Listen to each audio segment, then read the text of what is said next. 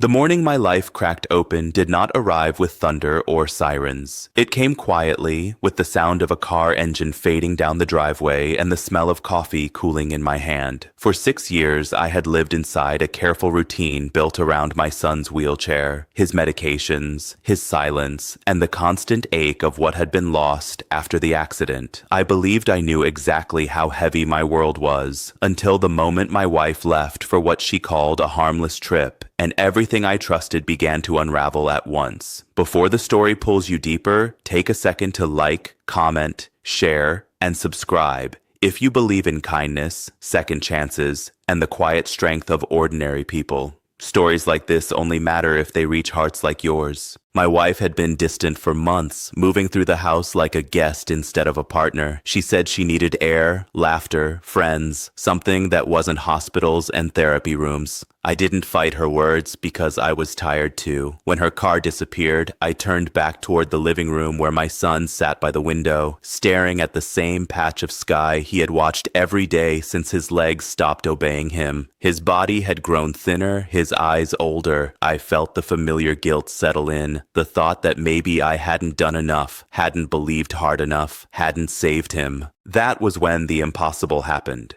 Behind me came a sound I had not heard in years, a soft shuffle, a weight shifting against the floor.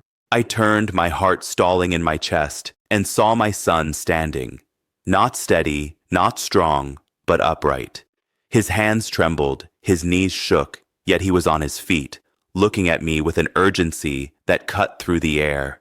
He moved closer, and though his voice was barely more than breath, his message landed like a warning flare in my soul. He was telling me that staying in that house was dangerous, that something was deeply wrong, and that we needed to leave immediately. Fear did not ask permission. I dropped my coffee, grabbed my keys, and moved on instinct. As we reached the garage, a memory struck me with brutal clarity. Months earlier, I had overheard a phone call my wife didn't know I heard. Her voice had been sharp, impatient, speaking about money, insurance, and how long patience was expected to last. At the time, I had pushed the thought away, ashamed for doubting her. Now, with my son struggling beside me, those words replayed with new meaning. We drove without a plan, my hands tight on the wheel, my mind racing faster than the road ahead. My son's body gave in halfway down the block, and I pulled over to help him back into the seat, his strength draining as quickly as it had appeared. But something had changed. His eyes were alive, alert, as if a heavy curtain had been pulled back. He had not been healed, not truly, but he had been awake in a way he hadn't been in years.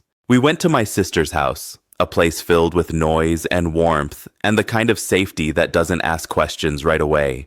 That night, as my son slept, I searched through old files, emails, and documents I had ignored for too long. The truth emerged slowly and painfully. My wife had been preparing to leave for good, but not alone. There were papers drafted, accounts shifted, and a plan to declare me unfit, overwhelmed, unstable. Our son, fragile and dependent, had been part of that plan, not as a child, but as leverage. In the days that followed, professionals stepped in. Doctors explained what stress and fear can do to a body already wounded, how the mind can lock muscles away when it senses danger. My son had not been pretending all those years, but his sudden movement had been triggered by instinct, by the need to protect both of us.